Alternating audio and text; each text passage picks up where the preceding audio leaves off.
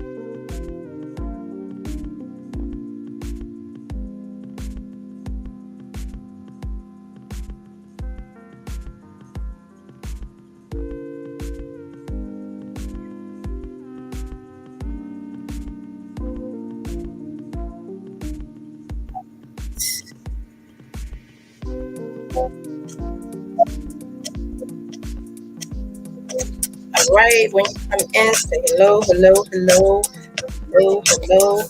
Good evening. Get your book. Let's get started. Share, share, share, share, share, share, share, share, share. Good evening, good afternoon. Yes, we're getting ready to dig in. Welcome. This is our I Am Beautiful Woman book club study group. I'm your host, Tawanda Blocker. And so what I want you to do is I want you to come in and say hello and then share this group with another woman. Share it. Just go to your messenger, go to your share, go to your groups and share it. Just share it with, I know we're live, but just share it with another woman. 2 or 3. Tag their name, okay? This is our self-help group, and we're on our private page, our I Am Beautiful page, and I believe I've shared it to my main page. We are also on YouTube at Taiwanda Blocker. So if you are not subscribed on YouTube, please click the go to my name and click the subscribe button, and then also please do me a favor and share it. Do me a favor when you come in the room. Please just say hello, or say I am beautiful. I am beautiful. Wow, how about that? Say something good about yourself. I am beautiful. I am beautiful. If you are sideline watching, please come in. Please, if you don't have the book, don't worry. You can run and get the book on Amazon Audible. You can order the book. Don't worry. Be happy. Okay? I'm just trying to give it a few more seconds or so. Like that, like so. How's everybody's day? How's everybody's day? How's everybody's day? As you're coming in, I just want you to write, let me start it off. I am beautiful. That's good. And what that beautiful means is I am redefined. I am excellent. I I am intelligent. I am gorgeous. I mean, it's powerful. So yes, I got the word out, and I'm gonna get started in just a moment or two. Let me just make sure, 'cause I don't. This book is life changing. It is definitely becoming one of my top reads. One of my top reads. Okay, so what we are what we are doing here is we are reading to empower ourselves. we are reading so that as we read, we get more information, and we're able to understand life differently. We're able to understand ourselves, and also when we read, we find help. Sometimes we find our stories in the books.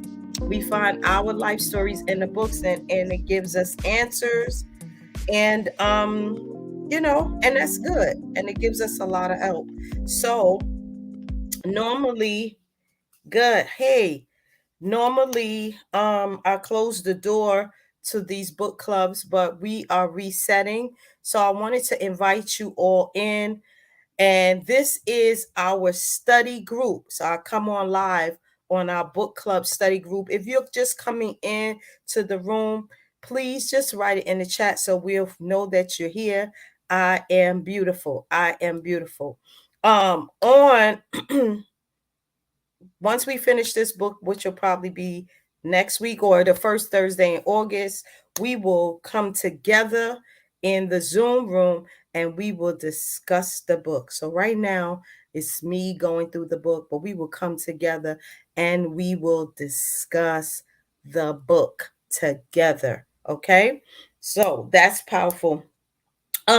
Yeah, so right now we are reading. You can see it across. Hey, my faith builder sister, my covenant sister, Liza, Elder Liza Johnson. God bless you. Yes, I am beautiful. When you come in, we say I am beautiful. Well, it's three of us here, so we can jump in. It's me, it's Liza, and I still see Yolando. Now, here is the book. Excuse my book, don't judge me, but I've been marking it up. Here is the book. If you do not have the book, here's the book that we're reading for the month of July. It's called Drama Free. It's called Drama Free by Nedra. Over here, Nedra Glover Tawwab. Nedra Glover, let me move my fingers. Nedra Glover Tawwab. This is an amazing book. The book is so good so far. It is a guide to managing unhealthy relationships. Again, I am your host, Tywanda Deborah Blocker, and I am a beautiful woman. Okay, now last week, if you missed, get your book. It's on Audible. It's on Kindle. Please, ma'am. This book is so phenomenal. Now, what I'm loving about this book is, and I'm holding it up as I'm talking, what I'm loving about this book is that it has exercises at the bottom of each chapter. Okay, what I like that she has done, and we'll take a survey at the end. Yes, the Audible saved my life too, Yolando. The Audible saved my life as well. I read to the Audible and I have the hardcover. So it's just, I'm turning these pages because I'm listening, I'm underlining. So I do both. Let me stop to say that. I do both, the Audible and I buy the book because I like to write. I like to mark up my book. I like to follow along.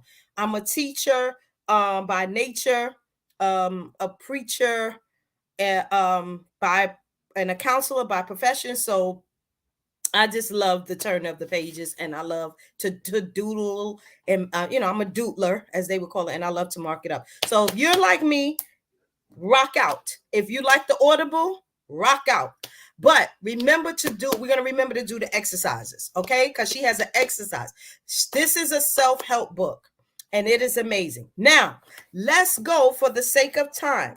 Let me just kind of share with you where we're at. We're in part 1, okay? We're in part 1. The book is broken down into 4 parts. 4 parts, okay? With 5 to 7 chapters in each part. So last week, I believe it's for the last week we started with unlearning dysfunctions. Okay, so Nedra is a therapist, and really what she's helping us to do is to set boundaries and find peace. We read her book, Setting Boundaries, which was another amazing book. But this book is really dealing with those unhealthy family issues. It's dealing with which is so powerful, childhood dysfunctions, right? So she's right now dealing with unlearning dysfunctions. We talked about what dysfunctions look like. We talked about last week. If some of you were on, if not, go back and watch that video from last Thursday. We talked about boundaries, violations, codependencies. That was amazing. Go back, and I mean, she's giving stories and step by step. We talked about enmeshment, how in some family dynamics, all is the same. Or how your mother think is, you're raised. This is how we think. We all think the same. And what tends to happen in family dynamics like that, and we all we all have experienced this, is in some form. She began to talk about how as we get older, when she begins to talk about enmeshment, right? How when we get older and we start disapproving, there's some ways that you was raised when you start confronting your family, and or you get older and you just like, no.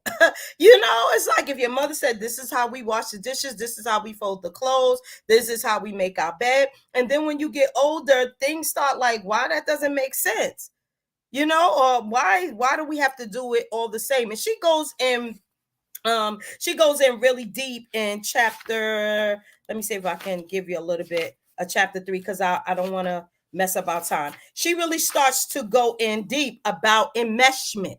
ENMESHMENT.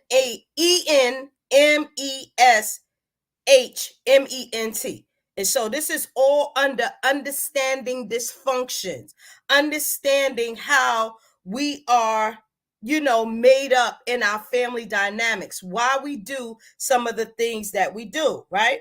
And so she talked about enmeshment. She said enmeshment on page 27, enmeshment is when there's no separation between yourself and others, sharing the same perspective on all things. This part was good. Existing in the same way and having very few boundaries and basic components of enmeshment. She said, in dysfunctional families, okay, enmeshment allows everyone to stay the same. This part was powerful. And when the status quo is challenged, the changer becomes a scapegoat, the rule breaker, and threat. Okay. And so this part was powerful, and you'll read it on your own, because what she's really dealing with in this book is really, she begins to talk about family in the beginning, family culture. What dysfunction really looks like in a family, how families are made up. She says we are, watch this, a family culture. A family culture is a system. Okay. A family culture is a system. And what she was saying, that what was so powerful is, guess what? Although our family dynamics is made up a certain way, we get to set boundaries. And she was sharing a lot of why we don't find peace, and why we don't have peace is, one, because we don't understand our family dynamics, and that our childhood, and we all have come through some levels of dysfunction. Our childhood dysfunction morphs into our adult life. So that makes us adult dysfunctional. And then what happens is it merges into our adult life. And then for some of us, all that trauma and all that dysfunction, it shapes who we are. And so I was talking about last week how, and I said it this morning, how we are shaped by our environment, our education, and our experience. That was good. So watch this. She said on page 27, she said, a family is a culture. Sometimes when individuals try to create new traditions, shift roles, or create boundaries, the system feels under attack. This was good. She talks about, talked about, and you'll read about Chelsea and Brianna. Chelsea and Brianna was two sisters. Chelsea saw Brianna's desire to have a separate identity as a threat to their twin sister dynamic. So these two are twin sisters. Brianna gets a boyfriend, and her boyfriend starts to welcome to our book club. Her boyfriend starts to, kind of shed some light on the family dynamics. Now, Chelsea and Brianna were tight like ice, right? And what happened is, once she got this boyfriend, now Brianna pretty much was no longer being control, and I use the word control, being dictated by Chelsea. And so here's where all that codependency, and we all could attest to it, comes in that. And so now Chelsea is upset because Brianna has decided to change the family culture. And so what Nedra is doing in this book, Drama Free, that is really helping me, and I want you all to read it, and I hope it's helping you as you're reading along, rather, is to be okay with setting up boundaries, even with your family. Even with your family, is shedding light. He said, in dysfunctional families, enmeshments allow everyone to stay the same. We grow up, and then when she said, when we challenge the way that things are in our families, we become a scapegoat, a rule breaker, and a threat. Okay, so here it is. She said examples of enmeshment, and I'm going to be talking fast because I want to make sure I stick to the hour. When we have our discussion group, right, the first Thursday night in August, we'll all come on in the Zoom room and we'll all talk, so that we'll be able to, everybody will be able to say how the book impacted them. Is that good? All right. Examples of enmeshment. An adult child decides to become Muslim. I think I touched this last week. After being raised in a Christian household, all family members turn their back on the member who converts. A sibling attends college out of state and receives backlash from family for not attending the school. A daughter gets engaged and her mother takes charge of the planning without considering her daughter's wishes or desires. Enmeshment. All mixed in. She said, when searching for autonomy in adult family relationships, people often feel overwhelmed. This part was good. With guilt about going against the culture, the cultural system. Here are a few reminders for adults who feel conflicted. This was good. This is helping us, because sometimes this is where the breakdown is in the family. And like I said, it comes into our adult life. Okay, I want you to read this because I think I touched this last week, and you can go and get the book because I want to get into some more, right? I'm going to get into some more. Okay, so here it is. Let me just give you this. You can love your family and still be upset about the things they did or did not do. Both things can be true, and many relationships are complicated. When you open yourself up to the possibility of multiple feelings can coexist, it becomes easier for you to acknowledge the positive and negative aspects of your relationship. Okay? She's talking about family dynamics, talking about childhood dysfunction that morph into our adult life. And guess what? That morphs into our relationships, ladies. Sometimes we say, how come we're the way that we are in relationship, in marriage? We got to go back and look at how we was raised. This part was good. Now, she starts to talk in chapter 3. I'm just going through it. You get the book, you read, do the exercises at the bottom. Okay? Do the exercises. Grab your journal, grab your piece of paper. At the end of chapter 2, she goes in, she says, how does codependency, this is the exercise, or enmeshment show up in your family relationship? This was good. What happens in your family when someone goes against what's considered normal? Now, you can go back to your childhood or some, and kind of just review these things. This is what I did. Is there anyone in your family who shares the same views of the dysfunction? So it's kind of causing like I said, it's causing us to go back and review how we were raised. Look at this. Chapter 3, so powerful. She starts to talk about addiction, neglect, and abuse. Okay, she starts to talk about in chapter 3, which was so powerful. She calls it substance misuse. Okay, and sometimes, a lot of times in families, we seen people drinking, getting knocked down as a drunk, or dealing with abuse and abandonment. All these issues shape how we show up in the world. Okay, watch this. This part was powerful. I enjoyed this story. This is good. She said, Ellen, a single parent to 3 children. What? Listen to the story on chapter 3. Remembered her son Anthony as a bright, caring, and high-spirited little boy. Ellen is the mother, Anthony is the child. He was the middle child and the one who was always seemed to need the most attention. Then in middle school, right after Ellen and her husband divorced, Anthony started acting out. My God, he became combative with her, skipped class, got poor grades, and picked fights with his siblings. Yet he was an angel with his father, even though they rarely saw each other after the divorce. This was good. By the 11th grade, Anthony was abusing prescription drugs.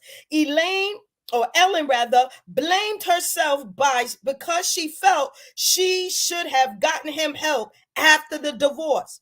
But she was stressed and trying to manage her own mental health while providing for 3 children. Elaine's other 2 children, Allison and Justin, became productive adults while Anthony continued to struggle. Allison and Justin complained about how their mother always took care of Anthony and rarely celebrated them. Their experiences with their brother had been mostly negative, so they wanted nothing to do with him. He lied.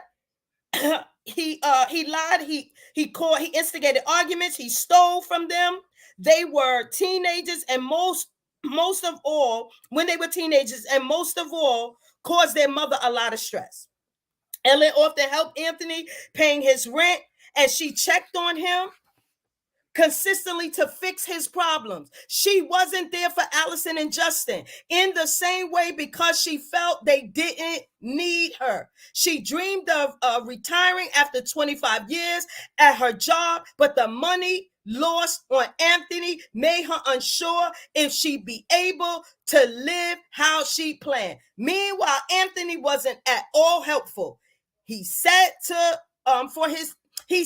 of his namesake, he's grown, and took no responsibility for how the divorce had impacted his son. Ellen believed she was responsible for Anthony because no one else would take care of him. Her biggest fear was that he would end up in jail and become homeless because of drug use. What Nedra is saying, which is so powerful. Good evening. God bless you. Tasia Elder Maxwell, we continuing in prayer for you and the family. What was so powerful about this, right? And this is across the board, is that this woman had other children, but was so invested in that one child that these children growing up now are angry. They got childhood trauma.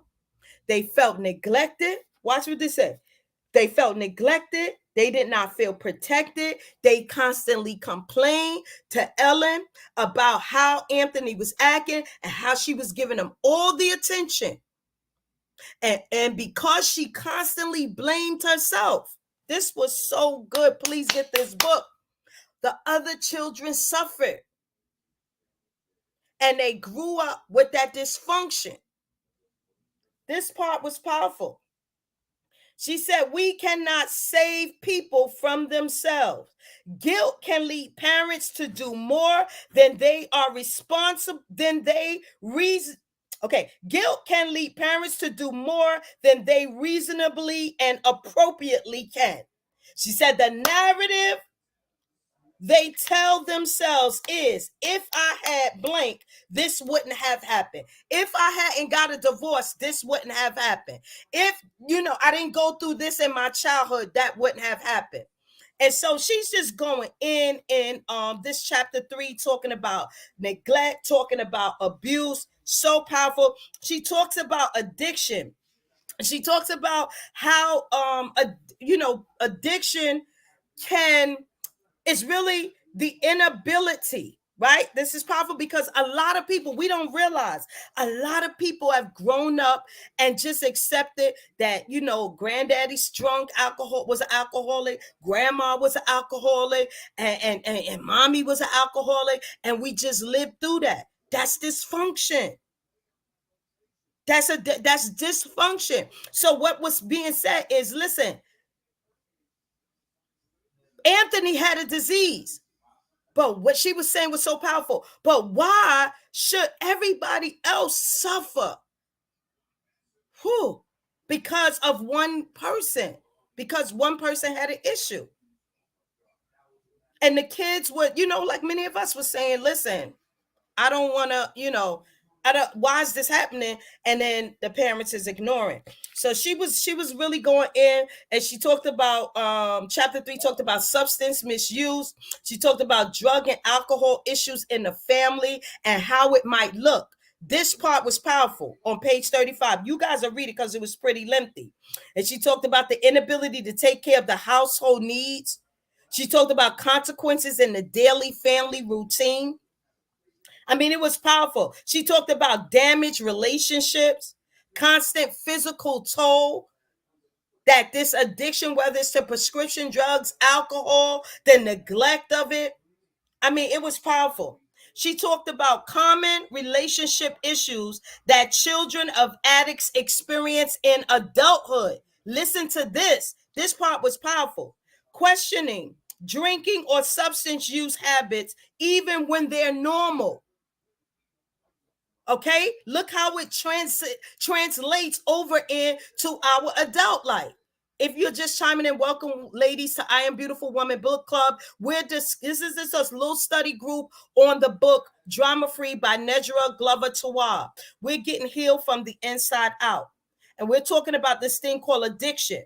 It's all different kinds of addiction, but she's talking about common relationship issues that children of addicts of any kind. Sexual, caffeine, she got them all in here. Too much use of phone, alcohol. This is how we show up in our adult life with trust issues, dependency, control, expressing feelings. We have problems with this. Expressing needs, addictions, gambling addiction, a lot of stuff we just, when you look at it, we just say, guess what?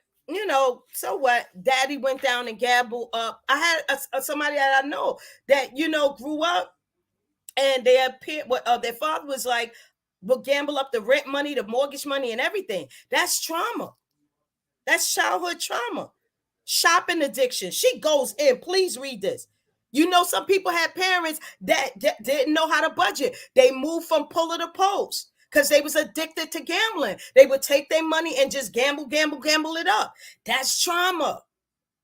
That's neglect. She talked about it in this book. This was so powerful. She said shopping addictions in family might look like using shopping as a way to cope with stress or significant problems. Okay? And sometimes we wonder why we the way we are, but these are the, come on. If you learn that every time something happened, your mother said, we going shopping, we going to feel better. That's a coping mechanism. She said living beyond one's financial means.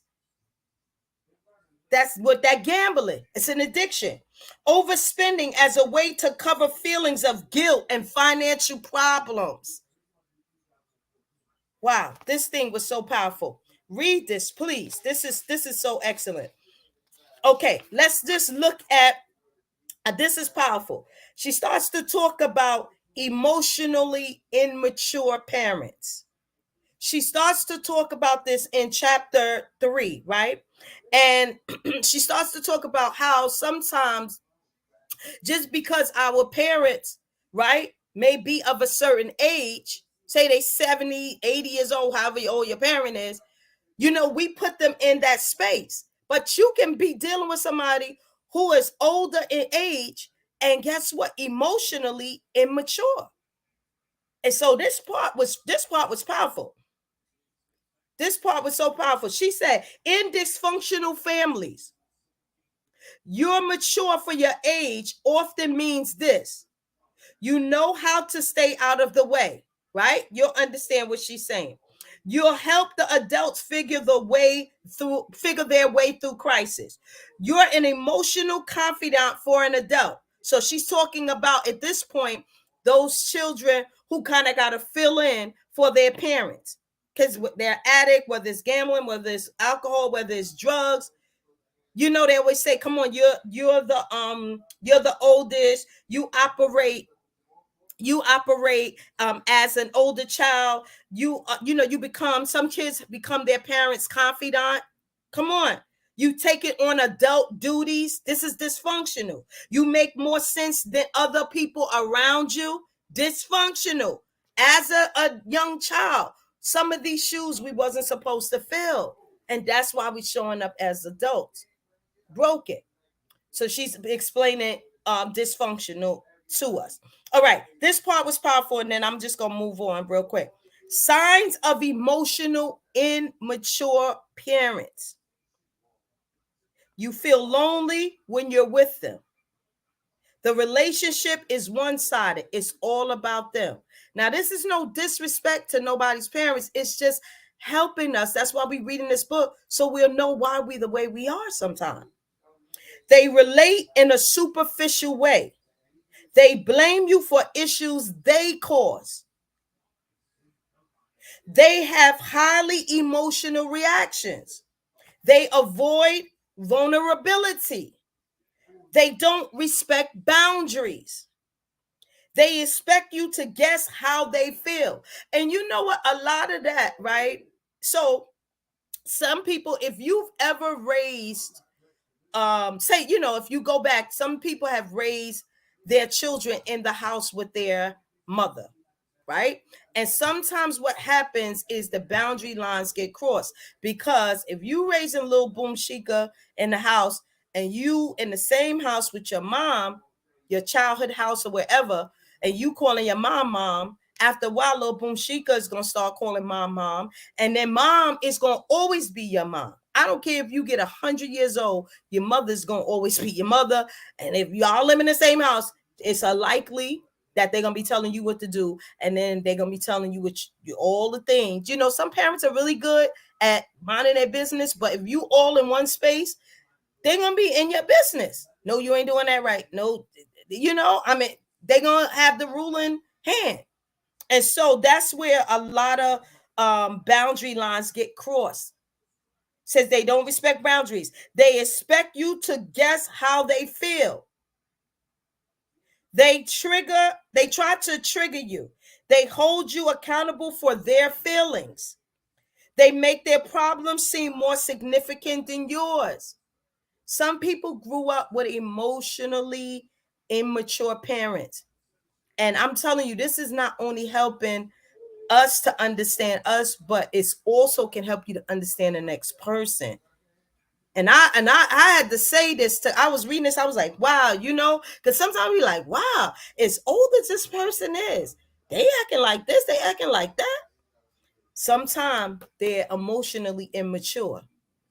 And when we see these signs show up, they hold you accountable for their feelings. They make their problems seem more significant than yours. They are unable to hold space for your feelings or problems. They guilt or shame you into doing what they want you to do.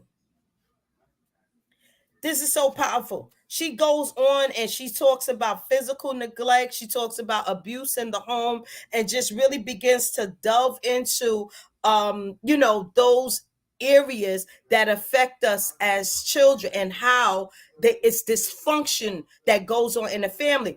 A part she starts to get into when she starts to talk about abuse, and you'll read it, and it's so sad. Some people are being abused right in the home by family members, right? And some people, came from that era. What happens in the house stays in the house. And so children grow up with that trauma, right?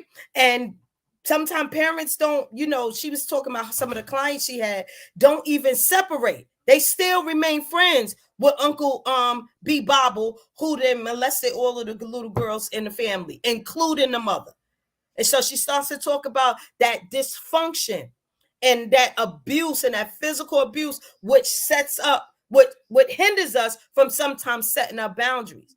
And what I love is everybody who she talks about in this book, every person has walked a different role in life. Every person has walked a different role. And guess what? It shows up differently. She said, watch this. This is so powerful. She said, those that experience physical neglect, this is how they look. This is how they showing up in life.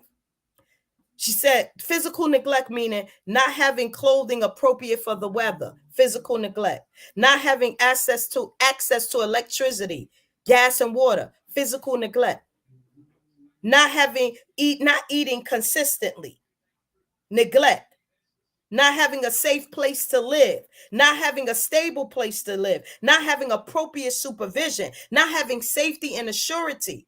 All these things are physical neglect. And then she starts to say, and this is how people who have experienced physical neglect is showing up in life sometimes. They feel suicidal. Some of them have eating disorders. Some of them have chronic pain, migraine. Some of them get it, and I'm saying some of them, we all have experienced something. Some people grow up and they start to move into violence. They get what she said, mental health issues. This part was so powerful. Fibroids. My God, fibroids could be connected to some of that childhood trauma. And you just said, I talked to a lot of different people, and somebody said, well, we just moved from pillar to post, and some of this stuff that was dysfunction, we didn't even know was dysfunction. And that's why it's good to read a book. We didn't even know. All that moving from pillar to post, not lights being on, lights being off, gotta stay by grandma's. Yo, that creates trauma. And then we wonder why we got this sickness in our body and different things going on. We might have to go back. And that's why I always talk about therapy and counseling. You understand? This is so powerful. She talks about I'm doing my book club. She talks about emotional and verbal abuse. Same thing. Emotional and verbal abuse. She says signs of emotional and verbal abuse can include the silent treatment, blaming others for your feelings, manipulating to get what you want. Some of us been through this. This thing was, man, I don't even have time to go through all this. Intentionally shaming someone, ridiculing someone for expressing emotions. This thing is so good. Gaslighting, making someone question what they think. And so, did this stuff show up in your childhood? Nobody has had a perfect childhood. Nobody has had a perfect childhood. But somewhere, did this show up? This was good. Do this exercise. She said, how has substance misuse impacted your family? If you've experienced this. She said, have you maintained a relationship with a family member who have harmed you in your childhood? Listen, we get to set up boundary lines. If you've been mishandled or violated in your childhood, you don't have to remain friends with that person. I mean, she really goes into this thing deep. She says, in your family, okay, have issues from your childhood been addressed with the person who caused them? Whoo! This is why she said in the beginning of this book, if this becomes too much for you, you can close the book and come back another day. Because it might be you have to confront that person. Speak to mom. Why did you allow this to go on? Why was things the way they were? Sometimes we just push things under the rug. She talks about that. This was good. This was good. A few more minutes. She goes into chapter 4, which was so great, talking about repeating cycles. So this whole first 5 chapters is she's helping us to understand dysfunction. And so now she's talking about cycle. She said, why people repeat unhealthy family patterns. This was powerful. She said, some things don't get better with time. She said a hard thing that isn't talked about enough is not having the love you need in your childhood and accepting that the adults in question still aren't what you need today. Did you hear this? This is page 50. She's talking about repeating cycles. She said, why people repeat unhealthy family patterns. This is powerful. She said, as I watched in the beginning of my career, listen to this, this is powerful. I saw a mother and teenage daughter in my first family therapy session. Listen to this. The uncle, the mother's brother, was molesting the daughter, and the mother revealed that he had molested her also, or as well, when she was a teen. As I watched the mother connect with the reality of a dysfunctional pattern of behaviors, my heart ached. This is Nedra. For her, because it wasn't a cycle anyone would want to repeat. She said people aren't always aware that a pattern exists. Whew. But when they are, the patterns are often regarded as deep family secrets. Jesus. Some families hope that a dysfunctional situation is simply an abnormally, and perhaps it will disappear if it isn't addressed. But changes don't happen unless the problem is remedied. Now, this part was powerful. Welcome. If you're just coming in, welcome to our I Am Beautiful book club. We're discussing the book. It's a book club study, Drama Free by Nedra Tawwab. This part was powerful in chapter 4. Sometimes, she said, people aren't always aware that a pattern exists. This is how cycles get repeated because we didn't know. This is from your childhood. And I know people, I don't want to pull back the onion layers. No, we got to pull back the onion layers of life. Sometimes so that we can show up in this world a little bit better. Is this good? She said, sometimes things don't get better with time.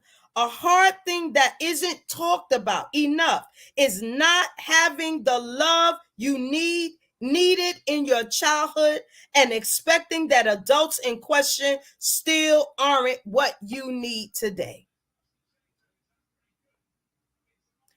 This is why this book is so amazing, because it's helping us to address those issues. It starts with us. This part was good. This part was good. Okay, let me see what else. She starts to talk about how to handle current abuse, but this part was powerful. She talked about unhealed trauma affects adult relationships. Unhealed trauma. I don't know if I got anybody here with me still. She starts to talk about unhealed drama affecting adult relationships on page 53. She says, it isn't uncommon for people from dysfunctional families to have issues in many of their adult relationships.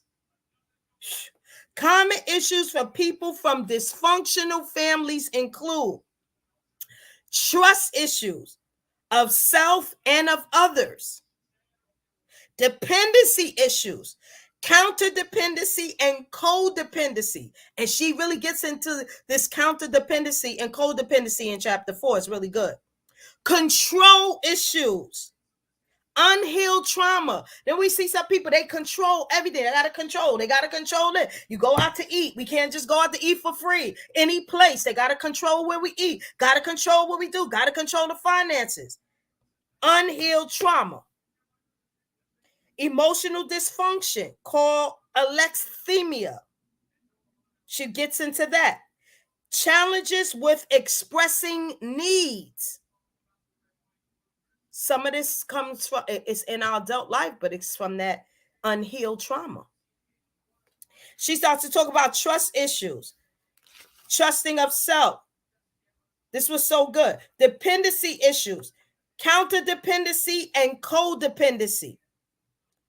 She says, Cecilia's parents always seemed preoccupied with their careers. This part was good. As the only child, she was taught from a young age to take care of herself. She was so attached to the mindset of figuring things out on her own that even when people offered to help, she declined. She denied her need for help for so long that she genuinely believed she could do everything independently. This story was good. Cecilia felt lonely and knew that being counter-dependent led to her not having anyone to lean on when she needed it. Watch this. In dysfunctional families, dependency issues typically swing in one direction or the other. Counter-dependency, you want to underline this in your book, is the denial of personal needs. While codependency is when you help someone avoid consequences, saving them from unpleasant experiences. Neither option is helpful. As healthy giving and receiving lies somewhere in the middle. This was good. Codependency, denial of personal or counterdependency, denial of personal needs. We're so busy giving out, so busy helping other people. She said that could be attached to unhealthy trauma. Unhealthy trauma affects adult relationships. See, she talked about control issues. Look at this. Signs that you're trying to control someone. She does a whole story in this part about Justine and her home life and her relationship with her father. This was good. You got to read this. Signs that you're trying to control someone. Pushing them to think they need to be like you. Trauma. Managing areas of their life that have no impact on you. Not minding your business. This was so good. Determining what they can and cannot do with their life. Demanding that they change for you. Manipulating them into changing their behavior. Creating rules for how they should do things in their life. Telling them what's best for them. Controlling. We carry it into our adult life. We carry it into our relationships. We carry it into our friendships. But when you know better, you do better. And that's why reading these kind of books is helping me, and it's helped me, and it's helping me, and that's helped me, because what you don't challenge will not change. And these kind of books challenge us. What you don't measure can't grow. And so we are saying, oh, that's in the past. No, but you're displaying those controlling issues in your adult life because of that trauma. Great evening. This is good. She talks about, we got a few more minutes. She talks about alexithymia. Okay, this is good. She talks about alexithymia. It's called emotional disconnection. Usually lead. Okay, so here's some ways. Here's where she talks about alexithymia. I'm saying it wrong. An inability. Listen to what it is. ALXITHYMIA. If you're just coming in, You're chiming in on the end of our I Am Beautiful Woman book club. We're reading Drama Free by Nedra Tawwab. She's talking in chapter 4 about alexithymia. And the inability to identify and express your emotions is called alexithymia. I don't know what I feel is a typical refrain from people who have this condition. Even when they know what they feel, it's challenging for them to express their feelings to others. In families where emotional expression is discouraged. Yes, right? Thank you. Thank you. Thank you, Londo. I feel like I did too. This was powerful. People cannot disconnect over time from their feelings and therefore can't or won't express what they feel. Some of us grew up in a family where emotional expression was discouraged. That's trauma. That's why I said we all have some level of it. She says signs of six ways, and you'll read it. 6 ways. She gives ways to manage your alexithymia. She gives you use feelings chart, use a mood tracker, practice journaling about your feelings, take steps towards using feeling words in everyday conversation. Pay attention to how other people express emotions and ask them questions about their feelings. And then, of course, therapy can be a place where you learn to identify. So good. So good. This was so good. I'm telling you, you have to read. In this, she gives you an exercise at the end of each chapter. Last in the next 2 or 3 minutes, I just want to touch chapter 5 because she does this particular book. She does it in stages. So now we're understanding dysfunction. Then we're moving on to healing starting next week. And then the last week of this book, we'll talk about growing. This is how powerful it is. So now she talks in chapter 5 about trauma across generations, generational trauma. It went from great grandma to mom to daughter. She says sometimes the apple doesn't fall far from the tree. This is powerful. And she starts to talk about this. What is generational trauma? Page 65. Watch this. This part was powerful. She said the descendants of the Holocaust, listen to this, survivors have been found to experience high levels of stress-inducing hormones. When trauma isn't addressed, its rippling effect can be felt from generation to generation. My God, this is page 65. Repeated unhealthy behaviors and maladaptive coping skills can manifest from generational trauma. People who have experienced trauma often have higher reactivity towards stress. This isn't necessarily biological, as it can be environmentally learned and modeled. Anyone is susceptible to generational trauma. However, in families that experience racial disparities, abuse, or neglect are at higher risk. Generational trauma, watch this, can present as PTSD, post-traumatic stress disorder, type of symptoms such as hypervigilance, anxiety, panic, mood swings, and depression. Parents who experience severe trauma have an increased likelihood of having children with behavioral issues. My God.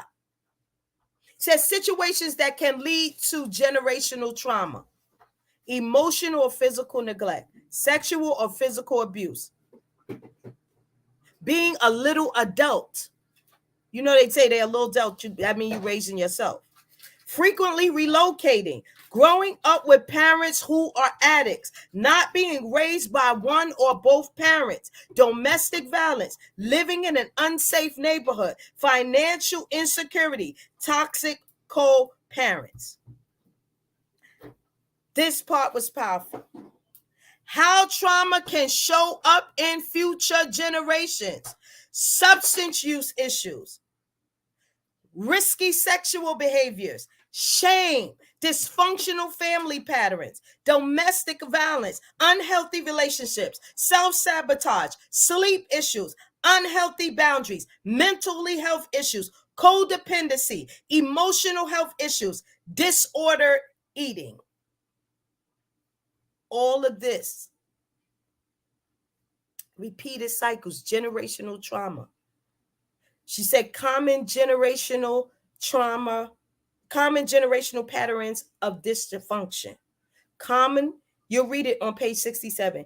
Common generational patterns of dysfunction, verbal abuse, backstabbing, gossiping amongst the family, difficulty expressing emotions. She said other ways generational trauma affects parents or affects families, addiction, single parent homes, poor coping skills. These are this book is loaded. It's going to show you your life. It's showing us chronic health issues, mother-daughter relationship issues, right? Generational trauma. Parents always being sick. I met someone and spoke to someone the other day, and they said they have not been to the doctor since 1984. They raised 5 kids, and they said they went through something when they had one of their children, and they have never going to a doctor, not to a hospital. They said when it's their time to die, they'll die. They don't go for no physical. They don't go for no mammogram. They don't go for no eye doctor. They are not going to the doctor. So if that's one person I spoke to. So imagine the trauma that happened in the lives of those children. Now you might have to sit and watch your mother or father just get sick and die. That's trauma. But did grandma go to the doctor? Did auntie go? Did great grandfather go to the doctor? Sometimes it's generational. Sibling relationship issues, sexual, physical, or emotional abuse or neglect. And the cycle continues. This is amazing. She gives us an exercise. What family secrets have you ignored or minimized? Name how you've been affected by generational trauma. Have you ever experienced shame about your family history? I'm just saying, get this book and let's read along. I'm just going through some of the chapters, and y'all sit for a while, get the book, read along, get the audio. We move it on. Next week we'll come back and we're going to go into part 2, where she begins to talk about healing. Part 2, it's so good. She just starts going in, and she talks about resisting the urge to operate in dysfunction, thriving versus surviving, how to manage relationships with people who won't change, ending relationships when others won't change, building support outside of your family, healing. So get to reading, go get your book, share. Okay. We're just going through, I'm reading certain things that stood out to me. And when we come to our discussion group, the first Thursday in August, we would have probably all finished reading the book, and then we can just have the biggest discussion, maybe go through some of the exercise questions, and really begin to heal and live in peace and have an understanding of why we are the way we are. Because some of those childhood dysfunctions have morphed into our adult life, and they're showing up in our adult life. and it's not okay. But now God, I believe, has thrown us a lifeline.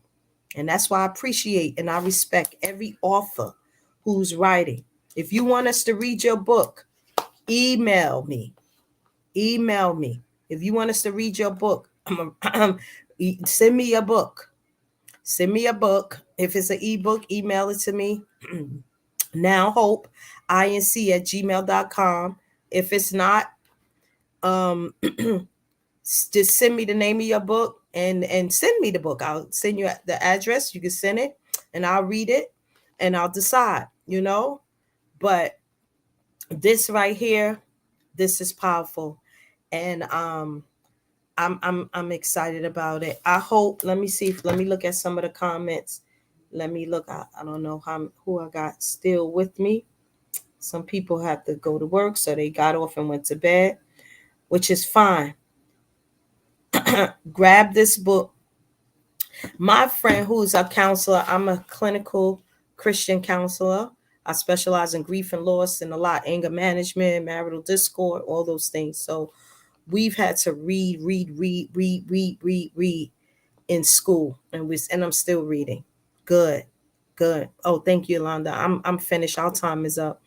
And so one of my friends who is my co-laborer, I don't know if she's still there, and we graduated with our master's degree together, and she said, Tawanda, you must read this book. I think her and she had put together her group, and they began to read, and she said, Tawanda, you must grab this book. And I said, okay, let me grab it. And I'm gonna tell you, I have not been able to put it down. Because it's just like, I'm like, oh, that's what happened. Oh, wow, that's what happened. So I know we in the summer months, but let's find some time to read. And I'm gonna tell you this: by this time December, we're gonna heal emotionally, mentally, physically, and financially, because we're gonna dig into these books. Amen. Yes, we're praying for Elder Maxwell and her family.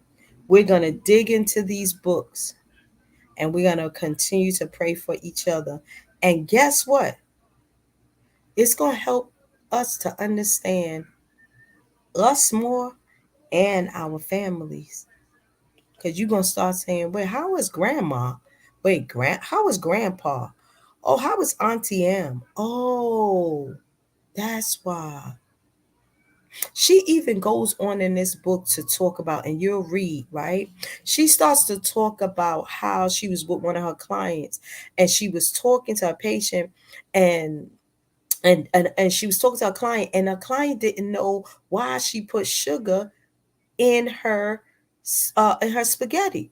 And so she said, when she asked the client, why do you put sugar in your spaghetti? She said, because my mother did it. See, there goes that enmeshment. All the same, everything the same. And she said, you don't know why you put sugar in your spaghetti sauce?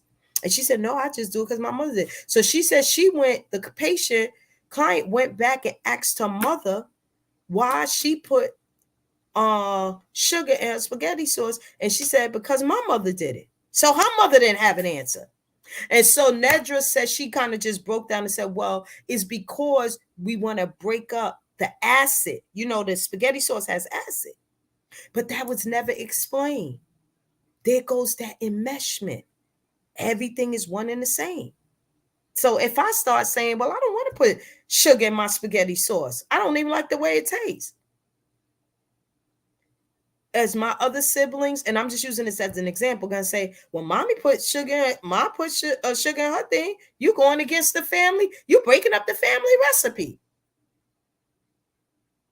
She begins to talk about this thing and here, and you get older and realize you don't even like sugar like that. You don't want sugar in your spaghetti every time. You rather dilute it with water. But you start cooking that spaghetti in front of your mother, and your mother see you put a little water in that spaghetti sauce instead of sugar.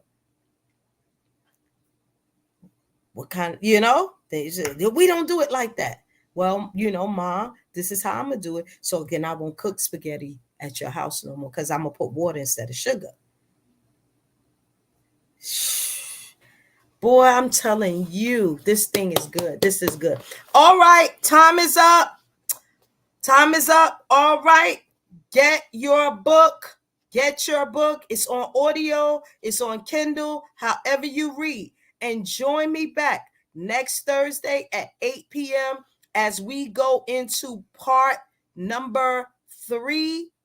1, 2. Yep. Part two of Drama Free by, can you see the book? I got it the wrong way. By Nedra Tawwab. And we're going into part 2 talking about healing. And so that's it. Have a good night. And I'll see you in the next book cup meeting. Until then, bye now. Happy healing. That's it.